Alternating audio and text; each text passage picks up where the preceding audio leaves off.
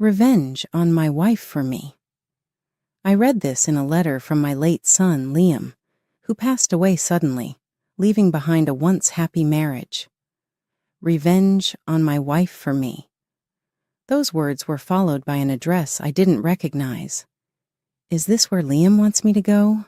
I wondered, my tears having stopped but now replaced by cold sweats.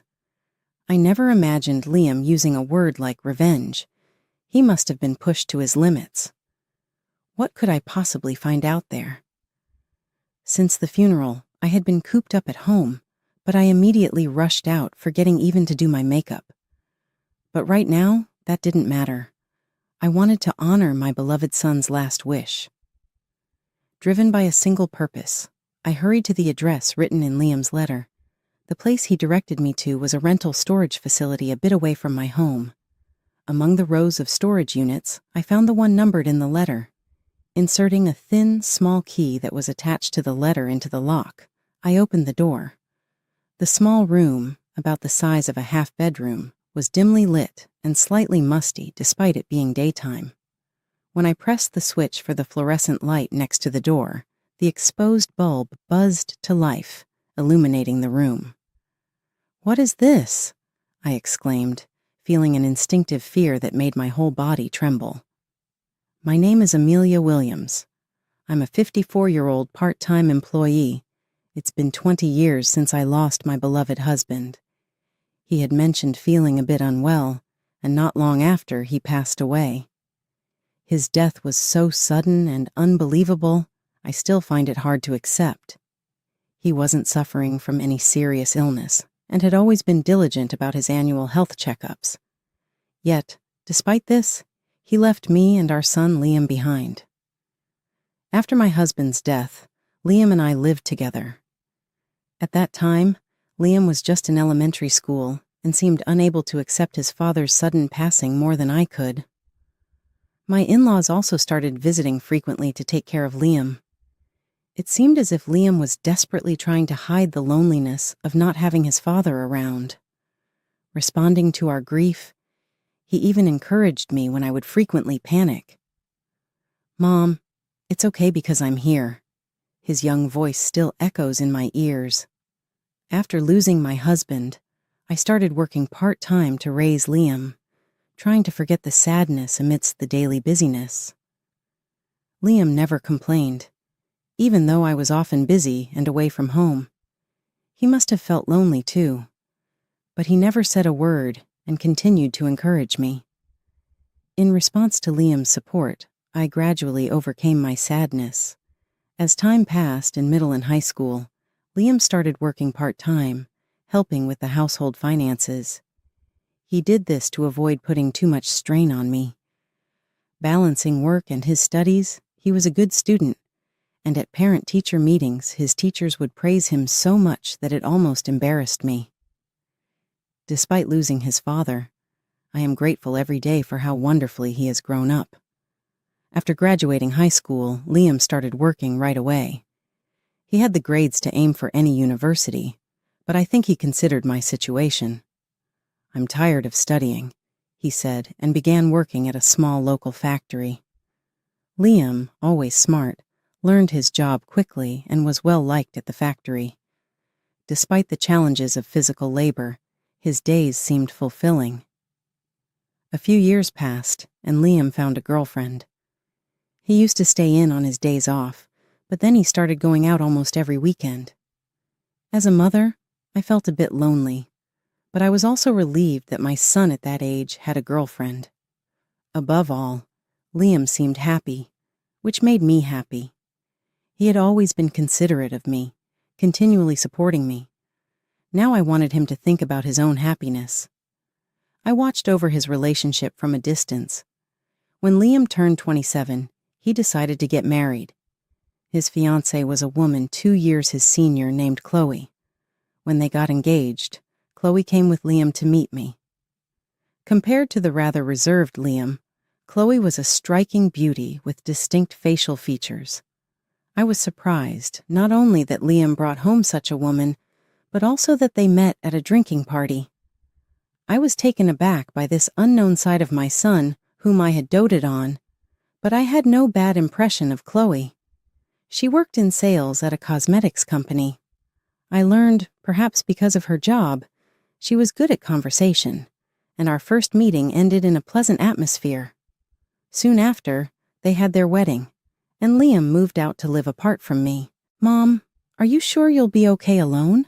It's still in the county, but a bit far." Liam worried until the very last minute before moving. Chloe also seemed concerned about me living alone, and there was even serious talk of us living together for a while. Though it was a kind offer, I couldn't impose any further on Liam.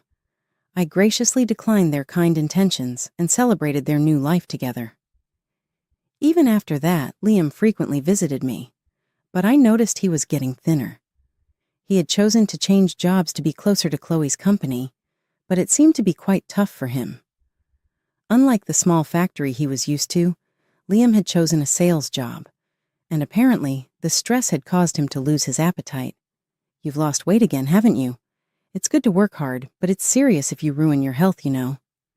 Every time Liam visited home, I'd express my concern, but he would just say, "I'm fine, really," showing no intention of changing jobs.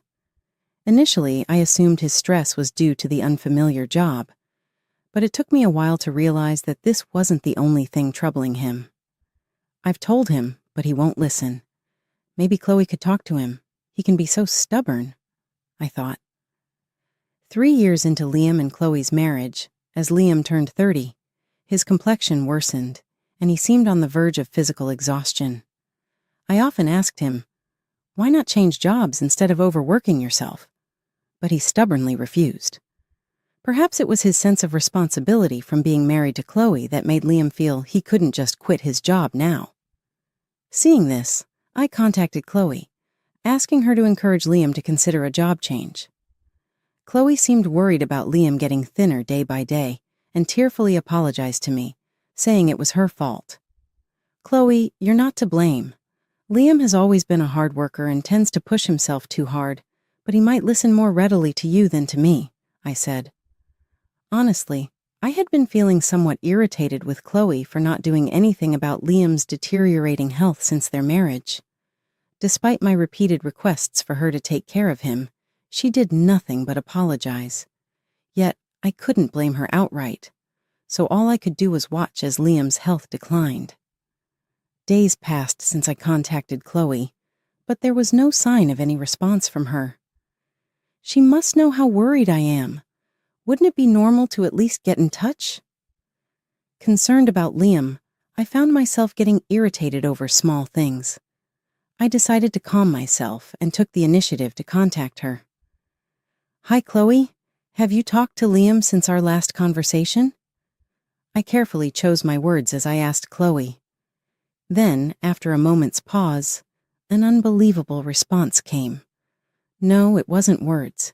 It was a click of the tongue on the other end of the phone. Chloe definitely clicked her tongue. "Mother-in-law, I'm busy with my work too.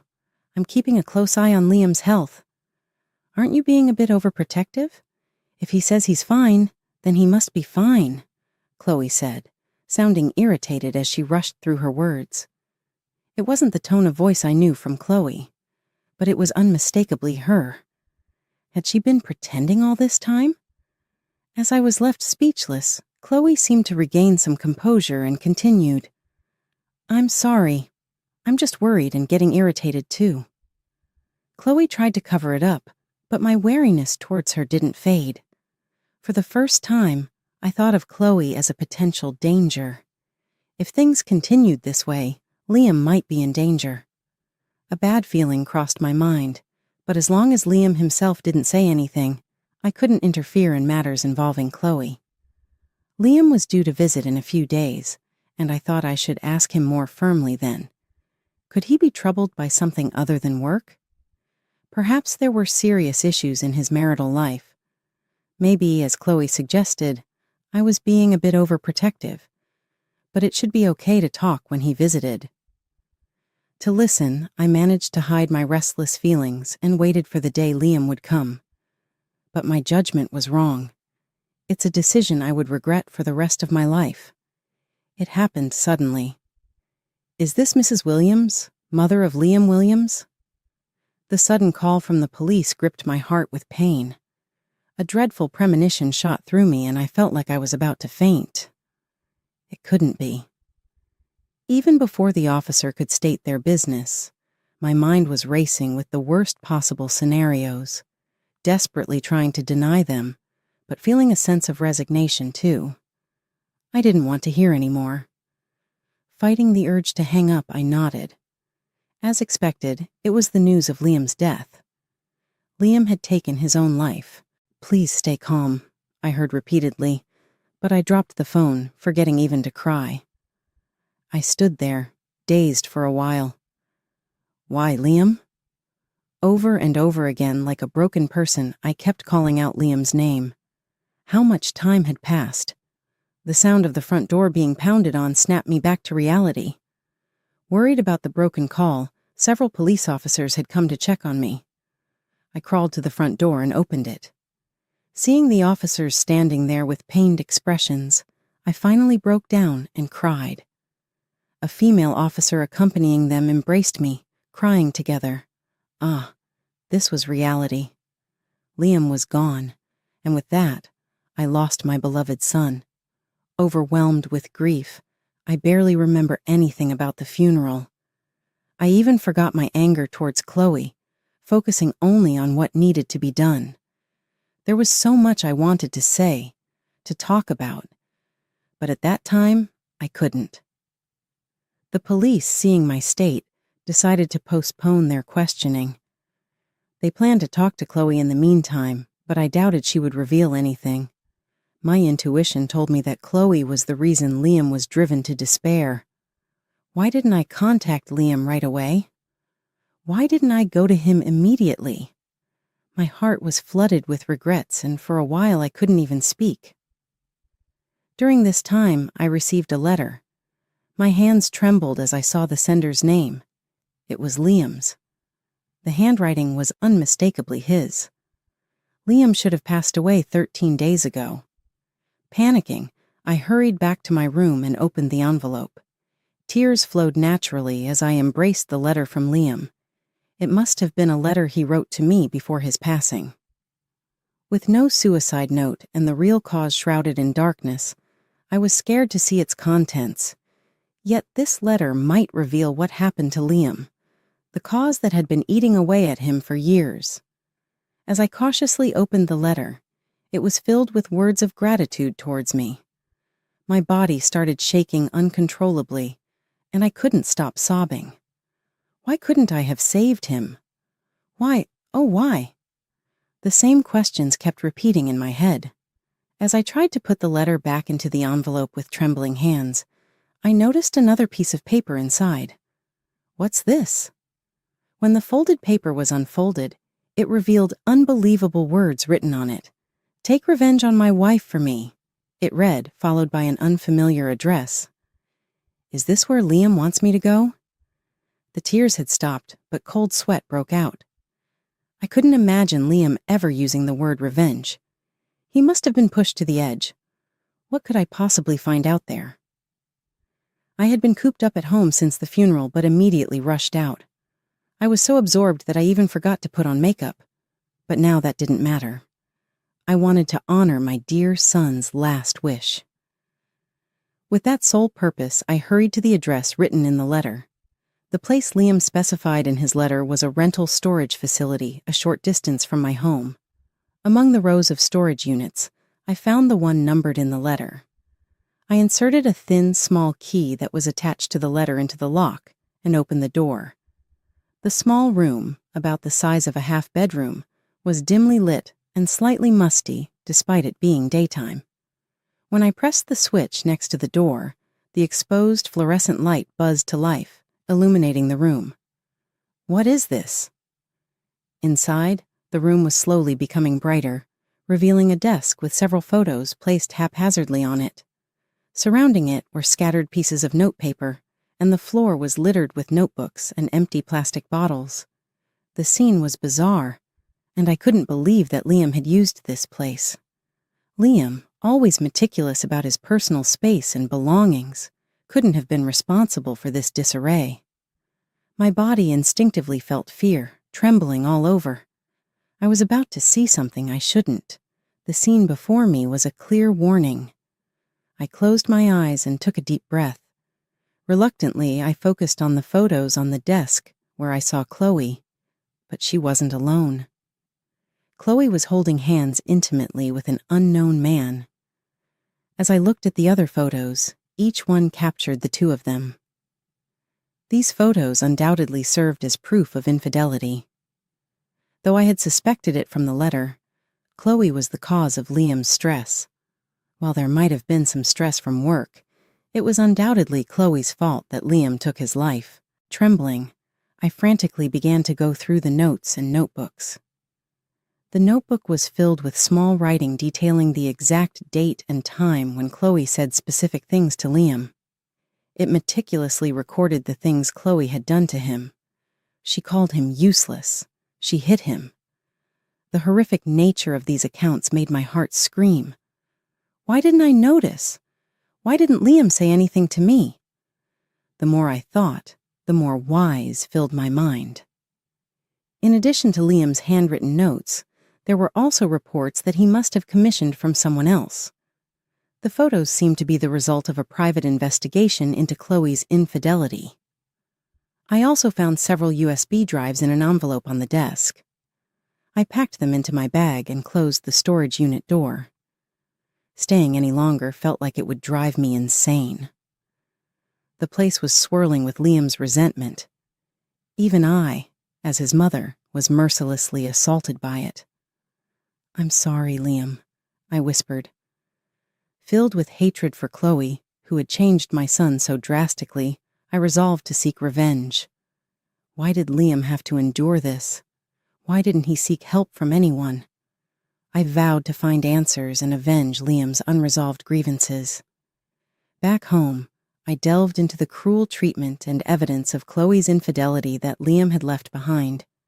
Several times, I was overwhelmed by panic and nausea. It was an excruciatingly painful and self-destructive task.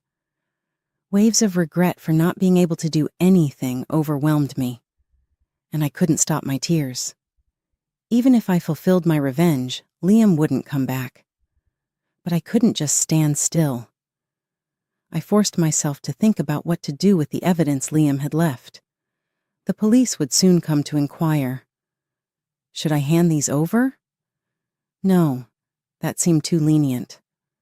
Liam ended his life hating Chloe and her affair partner. What should I do to ensure Liam rests in peace? Just then, the doorbell rang, indicating a visitor. Could it be the police visiting? When I checked the intercom camera, a familiar face appeared. "Hello, it's Smith here." The young man bowing to the camera was Daniel Smith, a friend of Liam since high school. When I opened the door, Smith, dressed in a suit, bowed again with a solemn expression.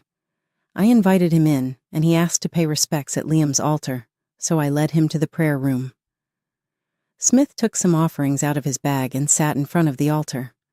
After praying fervently for a while, he turned back to face me. His expression had changed from before. It looked like he had made some kind of decision. Smith adjusted the glasses on his left hand, then reached into his pocket and took something out. It was a letter. Smith, maintaining his posture, placed the letter he had taken out on the floor and extended it toward me. It was the same letter I had received from Liam. "This is a letter from Liam.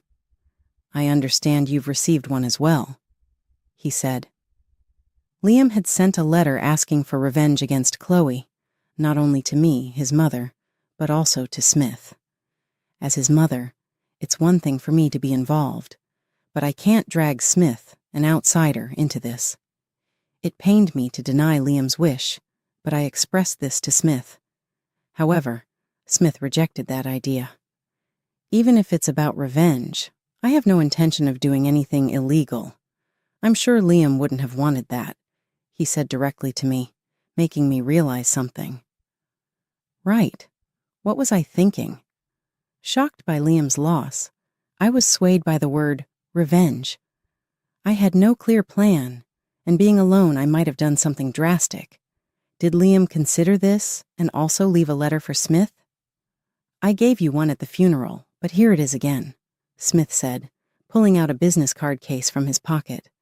The card he handed me bore Smith's name and his professional details. At that time, I couldn't discuss things in detail and could only hand you my card somewhat abruptly. Now that I think about it, I do remember Smith giving me his card at the funeral. He had visited our house several times during high school and even attended the wedding. I remember thinking it odd to receive a business card then, but I was too shocked to check it. Back then, I hadn't paid attention to Smith's words. At that time, Smith had indeed said, "If you have any trouble, please contact me." The business card he handed me read, Smith Law Office. That's right. After graduating high school, Smith had pursued a career in law. I knew he had been coming to our house, but all I knew was that he was working in New York. I never imagined he had become a lawyer. Smith had received Liam's letter and decided to seek revenge within the confines of the law. Having lost a dear friend, he came to my house with that determination. "I've closed my office for a while," he said, smiling for the first time. It was a familiar smile. Smith, as a friend, wanted to help Liam and me, insisting on not taking any money. Along with the letter, Liam had sent a substantial amount of money as a retainer fee via registered cash mail, but Smith handed it all back to me. "I can't accept this. Please let me do this as a friend, as the least I can do since I couldn't help him," he said, bowing again. I hastily stopped him and decided to keep the money temporarily. Not just me, Smith was also suffering from not being able to save Liam. I should consider Smith's feelings as well. I told Smith about the contents of Liam's letter and what I found in the storage unit. But let's take a break first. You must be tired from your journey. How about some tea? Despite our shared urgency, it felt reassuring to have a strong ally in Smith. The same must be true for Smith. We both needed to calm down. I welcomed Smith as my son's friend. When Smith saw the documents I handed him, he let out a deep sigh. "This is tough," he said, words that could be for me, or perhaps just slipped out unintentionally. The man Chloe was having an affair with was named Owen Jones. According to the notes Liam left, Jones knew Liam as well. He had repeatedly threatened Liam to leave Chloe and continued to harass him. Smith, knowledgeable in law, said that Jones was as guilty as Chloe. Even if they don't admit to the affair, there are photos and evidence left by Liam. With this, we should have enough to fight back. As a lawyer, I can't do anything in court, but I have the knowledge. While it would mean bringing charges against the two people who drove Liam to his end, doing so would render my role as a lawyer unnecessary. This is because I have no intention of defending either of them. The end goal would be to organize Liam's evidence and submit it to the police, and then to press for substantial damages against the two. "We will submit what Liam left to the police and bring the two to justice," Smith said, almost as if to reassure himself. He needed to maintain his composure. I explained to Smith that I was scheduled to speak with the police soon. With all this evidence, Chloe and Jones would face some punishment regardless of what they said. However, I desperately wanted to speak directly with Chloe. As a mother, I felt obligated to face her. I told Smith that I wanted to speak with Chloe without revealing the existence of Liam's evidence. Smith readily agreed, saying, "Of course." Once Smith compiled the evidence and submitted it to the police, there might not be another chance to talk to Chloe. There was no telling when the police might come to me. Time was running short. I decided to go to Chloe's place right away without any prior notice. Chloe showed confusion upon my unexpected visit. It seemed she thought I wouldn't recover from the shock of the funeral. She must have felt awkward because she had previously shown her true nature over the phone. She seemed internally anxious about what I might say. "I know everything from Liam. He's not coming back, but apologize right now. Apologize to Liam." I couldn't hold back anymore. Upon seeing Chloe living her life as if nothing had happened, I naturally started speaking. "What are you talking about? Why should I apologize? What have I done?" Chloe's face froze in shock upon hearing my words, becoming frantic. Seeing her reaction, I realized that Chloe had been uneasy these past few weeks. She had been worried all along about when her crimes would be exposed. That's why she reacted so sensitively to my words. Although she might deceive the police who don't know the truth, she couldn't fool me. "I know everything from Liam. Your affair with a man named Jones? All the terrible things you've done to Liam. It's all your fault. You took Liam from us."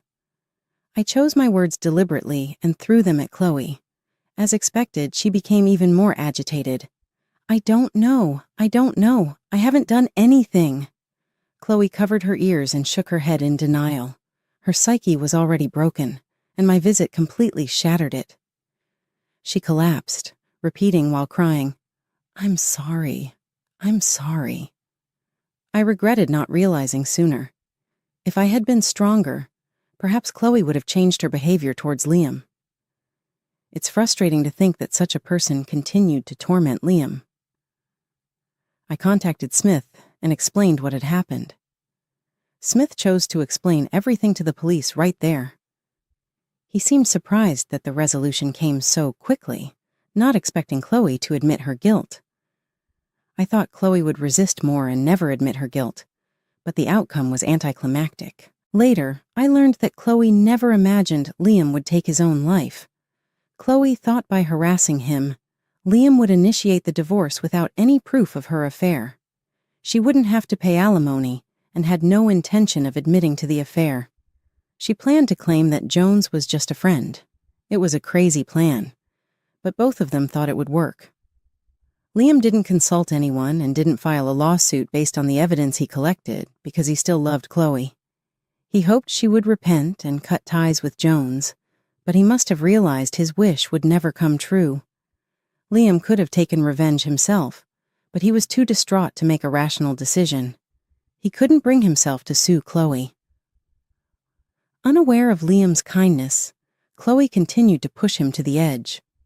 After Smith contacted the police, Chloe and Jones were taken in for questioning. Jones was quickly found, and the evidence left by Liam exposed their crimes. Since then, Chloe has become unable to speak properly. Even after receiving a guilty verdict along with Jones, Chloe remains confined in a police hospital. The story became national news, with the crimes of Jones and Chloe rapidly spreading across the country. Liam's death was acknowledged as a result of their actions. Smith's efforts played a significant role, and he perfectly handled the claim for damages. As expected, Jones lost his job. His sins became known to his company and friends, leaving him without a single acquaintance. Even if he re-enters society, he will have to continue paying damages and remain the subject of rumors. That's the severity of the crimes they committed. Chloe, meanwhile, remains in her unchanged state, with no prospect of recovery according to the doctors. Ever since, she has been repeating apologies, unable to sleep without medication. The two were exposed and punished according to the law. However, Liam won't return. Did we manage to fulfill his last wish? After witnessing their conviction, Smith decided to return to New York. Thank you for everything. I don't know if this has brought any solace, but I hope we did something for Liam, he said with a somber expression as I saw him off. Liam was lucky to have a friend like you, Smith. Thank you so much, I said, overwhelmed with heartfelt gratitude. Smith, slightly flustered, responded, I just did what I could as a friend. Please don't be so formal. With a smile, he started walking away. Without him, I might have lost my composure. Who knows what could have happened? I secretly struggled to keep my anger at bay and remain calm. Deeply appreciative of Smith's efforts in judiciously handling the situation, although he was no longer there to see it, I continued to bow my head in gratitude. Afterwards, Smith established a volunteer organization to assist people burdened with various troubles. This allowed even those with financial difficulties to access legal remedies. Perhaps his inability to save Liam fueled this endeavor. Smith continues this work alongside his job, aiding many people. Just a few weeks ago, Smith came to visit Liam's tomb. During his recent visit, Smith introduced me to his wife and their newborn child. No matter how busy he is, he always makes sure to visit a few times a year. Liam would surely be delighted by this. As for myself, I quit the part-time job I had been working since Liam's passing. I felt there was something unique, only I could do. Without the knowledge or power of someone like Smith, I still believed there was something I could contribute. That's when I decided to volunteer for a group that supports families who have lost their loved ones. I joined an organization founded by a doctor who practices internal medicine nearby. We worked together to face various people and their problems. I was saved by Smith and managed to recover from my grief. I wanted to help others who have sunk into despair, like I did after losing Liam. With that intention, I started this activity. Gradually, I realized that this is where I belong. Not only does this work save grieving families, but it might also help prevent tragedies like Liam's. My involvement with this work led to a close relationship with the doctor who started the organization. I hadn't planned for this, and at times, I feel guilty towards my late husband and Liam. However, I've come to think that perhaps it's all right for me to find happiness too. I've come to the realization that it's okay for me to think this way, and thus, I've gradually started a new relationship. Even if I fall in love again, I will never forget my husband and Liam. I intend to live carrying their memories with me. So it's all right for me to be happy, isn't it?